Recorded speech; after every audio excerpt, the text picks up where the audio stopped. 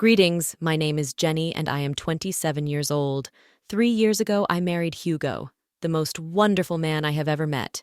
He is a delightful oddball, overflowing with kindness and compassion that makes every day seem extraordinary. Unfortunately, these sentiments do not extend to his mother, Maria, also known as my mother-in-law. For reasons unknown, Maria has harbored a dislike for me since day one, and I understand her. After all, Hugo is her favorite son, and she is only protecting his interests. However, I firmly believe that sometimes she oversteps her bounds. Maria is adept at subtle injustices that seem innocent but are actually designed to cause resentment and make you look unreasonable. We've all encountered people like her. Unfortunately, she turned out to be my mother-in-law. I was raised differently. I have a tendency to challenge stupidity and rarely hold back. Perhaps that's what attracted Hugo to me. Our contrasting personalities, as they say, are attracted to each other. Studying psychology, I can discern Maria's bad intentions. Our dominant personalities clash, which probably led to her first words to me. "Jenny, don't you think it's time you stopped eating so much?" The table fell stunned silent. Horror colored my face pale as Hugo, Kyle, my father-in-law, and Maria's son reacted to what was happening. Hugo, though embarrassed, admonished his mother, "Mom, this is terrible. Jenny can eat what she wants."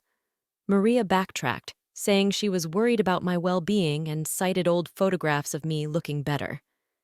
Despite my embarrassment turning to irritation, I kept my cool, not wanting to make a scene. During our first meeting, I graciously accepted her unsolicited advice. As time went on, such incidents became more and more frequent. Although Maria became close to everyone, she remained the center of irritation. Her contempt was unfounded. Even Hugo's childhood friend Kadak hugged me, but Maria persisted.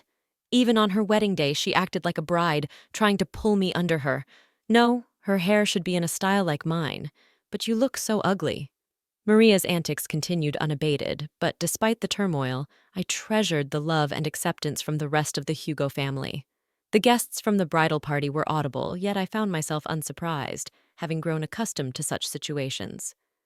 In an attempt to rectify her words, my mother-in-law hastily backtracked. "Oh no, darling, that's not what I meant. You have the potential to look so much better. I see a lot of myself in Jenny. She's a bright young woman. Despite looking better at her age, I'd like to say she's beautiful in her own way." While my father-in-law managed to quell her ruthless antics on that day, the lingering pain and bitterness persisted. It went against my nature to remain silent and passive. My vibrant energy was diminishing, drained by this woman who seemed determined to undermine me. Fast forward 3 years to the current events of our story. We gathered at Hugo's childhood home, his parents' residence, for dinner on a Sunday night. My mother-in-law had graciously invited us, including Jack, indicating something significant was afoot. I had my suspicions, which were later confirmed, making the dinner plans seem more calculated. As the evening unfolded, my mother-in-law seized everyone's attention, announcing an important revelation. Armed with a paper, she began reading. "Attention, everyone, I have an announcement. Since my birthday is approaching, I want to share my plans. We're going to Hawaii." The paper confirmed the trip, met with excitement from everyone at the table. "That sounds fantastic. What amazing news, Jenny. I've always wanted to go to Hawaii. This is great news. I'm so excited. Thanks so much, Ma." "Actually, you're not coming, honey." "What do you mean?" "This wasn't part of the plan. I made some last-minute changes and canceled her ticket before incurring extra charges." "So, my ticket was already purchased and she just canceled it? Why does she hate me so much?" "Mom, what are you talking about?" In the ensuing chaos, Jack and I remained silent.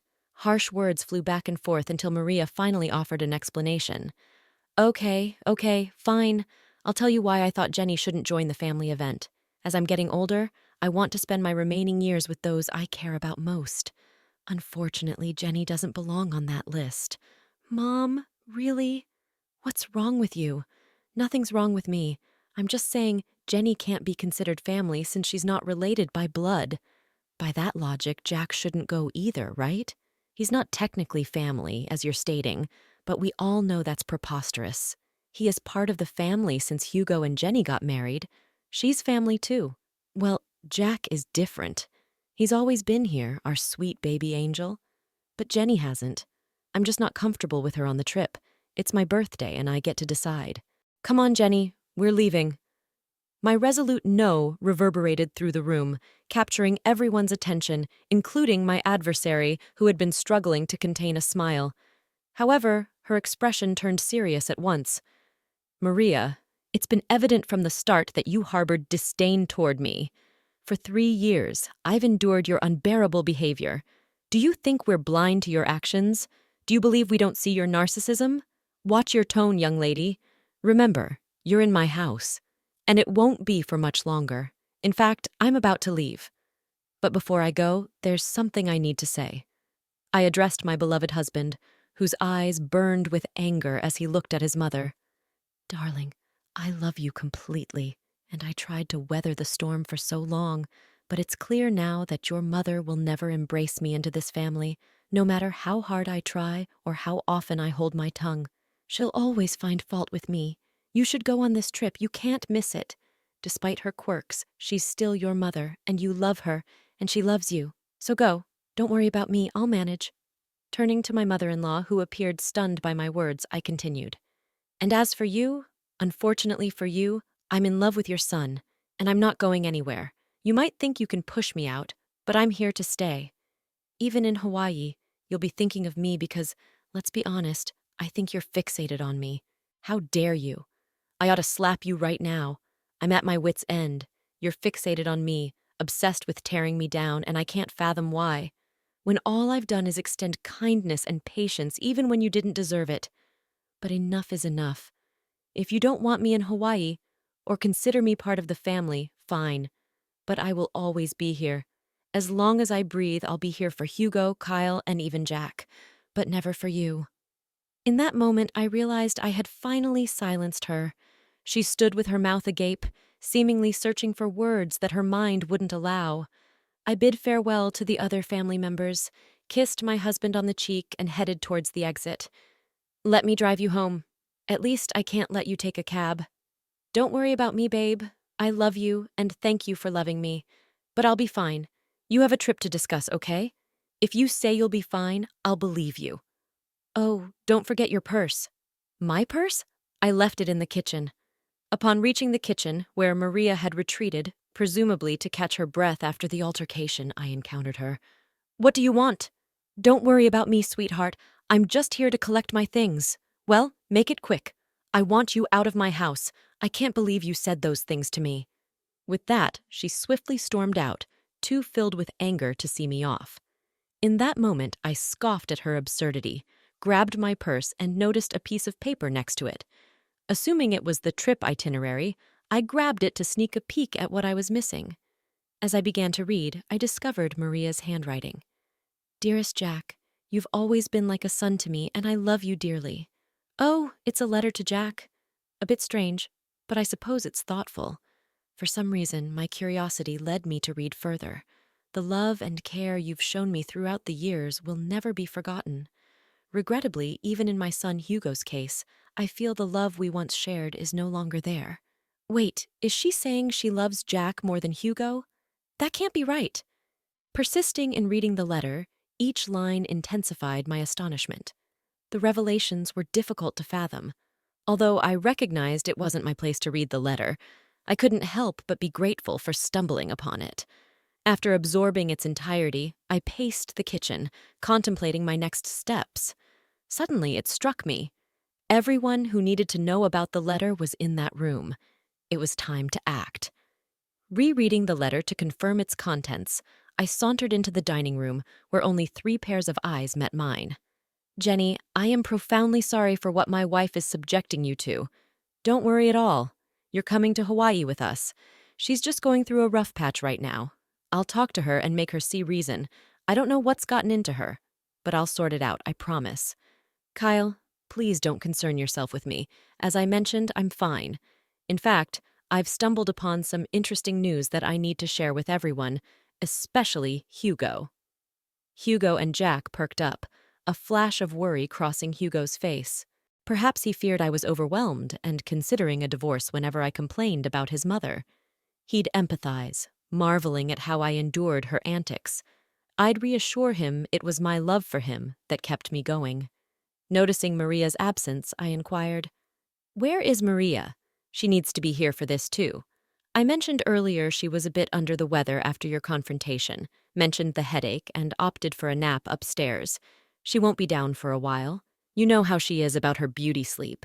Familiar with Maria's peculiar habits that often inconvenienced others, I sighed in frustration. This is crucial. She has to be here. It's okay, Jenny. You can share with us, and we'll fill her in when she wakes up, Hugo reassured. Contemplating the information I possessed, I hesitated. I wanted to witness her embarrassment. "I think you should go ahead and tell us, sweetie." "It's okay," Hugo added, sensing my hesitation. "And you know Hugo struggles with anxiety. It wouldn't be good to keep him waiting." True, Hugo's anxiety could escalate quickly, and I observed him beginning to fidget in anticipation. "All right, I'll share with you what I found while I was in the kitchen." Gathering my purse and preparing to leave, I stumbled upon something intriguing that I believe you all need to know about. Retrieving the paper, I began to read aloud. "Dearest Jack, you know that you have always been like a son to me, and you know that I love you dearly. The love and care you have shown for me throughout the years will never be forgotten. I hate to admit it, but even when it comes to my son Hugo, I feel as though the love we once shared is no longer there. Hugo and I just don't see eye to eye like we used to, and honestly, I think it's because of Jenny. Ever since he married that girl, he no longer has time for me. He doesn't love me, and therefore I don't think I love him. I love you, and you are my son. With that being said, I want to let you know that I'm going to update my will so that you inherit all of my belongings and not Hugo. I know it might hurt him, but honestly, at this point, I don't care. It's that wretched Jenny girl. She's the one who has poisoned my love for him. I hope you receive this letter well. The reason why I didn't want to approach you about it in person is that, and it pains me to admit this, I couldn't risk seeing the rejection on your face.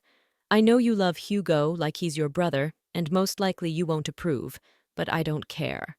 I'm giving you everything: the money, the house, the cars, and even my small businesses. They're all yours, whether you like it or not. If you want to talk about this further, please call me and we can discuss it. I look forward to hearing your response. I will love you forever and always, your second mom. After finishing the letter, I glanced up to witness a flurry of mixed emotions. Kyle appeared on the verge of tears. Jack seemed stunned. But Hugo looked like he was on the brink of losing his temper. "I can't believe she said all those things. Is she serious? So she'd exclude me from her will just to spite me and Jenny? She's officially lost her mind," Hugo exclaimed. I don't even know what to say. This has gone too far. I'm fed up with her toxic behavior. What are we going to do?" Jack asked. In that moment, I had an idea. A week passed, and it was time for the planned Hawaii trip. Maria woke up to find a letter from her husband on her bedside table. It read, "Good morning, beautiful. We decided to let you catch up on your beauty sleep. Don't worry, your bags are packed. Just meet us at the airport." Maria hurriedly got ready and rushed to the airport, searching frantically for her travel companions. She tried calling them, but no one answered. Assuming they had already boarded, she boarded her flight, hoping to catch up with them in Hawaii. Enduring the 12-hour flight, she landed and video called Kyle. "Hey, Kyle, where are you guys? I woke up late and found your note, but none of you were answering. I assumed you boarded without me. Where are you? Let's start the festivities." "That won't be happening, Maria." "What do you mean? Where are you?" "I'm at home." "What? Why are you at home?" "You see, Maria, Jenny brought some important information to our attention last week, and since then, we decided we'd rather spend time in Florida with her than anywhere else with you." Maria gasped. "You think we wouldn't find out? What, my baby? Don't baby me. You were really going to cut me out of the will? Mom, who, how did you even find out about that?" "Oh, that wretched girl you despise so much, Jenny. Found your letter in the kitchen." "I don't know what you're talking about, Maria. Lying right now is only adding more nails to the coffin," Jack intervened. "Tell them, Jack, you've got to believe me. We all read the letter, Maria. The game is up." But I didn't do anything. Jenny is making everything up. Oh, am I? You're so pathetic, it actually makes me sick. We all know what you said and what you tried to do. Thank goodness I was nosy enough to read the whole thing, Jenny retorted. Hugo and Kyle remained silent as Maria struggled to come up with an excuse. But, but I didn't mean any of it. I was just upset. I didn't think anyone would find out. Maria, enough is enough. You're done. You don't get to say anything else. You messed up big time. Your hatred has caused you to be blind. Now you have to suffer the consequences of being alone on your birthday because of what you've done. I hope you can use this time in Hawaii to reflect on your actions, Kyle declared, before hanging up the phone. We all let out a sigh of relief. I was the first person to start laughing, eventually joined by Hugo and Jack. Before we knew it, we were all bursting with laughter at the dining table, just laughing at the sheer absurdity of the situation. The look on Maria's face once she realized the game was up was priceless. Her face turned pale, all the blood drained from her face, and it was evident that it was the first time in a long time that she felt embarrassed. Maria had to spend her vacation alone, frequently calling Kyle to see if he would at least come and join her because canceling the reservations she made would be expensive. But every time he kept denying it, stating that when she comes back, they were going to have to implement some ground rules if she still wanted to be married to him. Maria began to be very apologetic and frantic, a complete 180 from her usual demeanor, which was genuinely surprising. Hugo also mentioned that if Maria still wanted to be in his life, she had to make a drastic change in her attitude. Otherwise, he was ready to walk out of her life forever. Their relationship remained rocky, and Hugo asserted that if Maria ever disrespected him again, even with the smallest slight remark, he would cut her off completely, just as she had planned for him. As for Jack, he decided it was best to stop being overly accommodating to Maria, as it was clearly enabling her toxic behavior. So not only did Maria end up spending a miserable time in a beautiful place, but she also risked losing the three most important people in her life. She now has very strange relationships with all of them, and she has to change for the better. Regarding me, I messaged her, stating that I need time to decide if I'm going to forgive her for all of her injustices. She was apologetic and begged me to talk some sense into the men in her life. I refused, stating that this is the bed she made for herself, and now she has to lie in it. To this day, Maria is still attempting to mend the very broken relationships that she caused. I just hope she learned her lesson.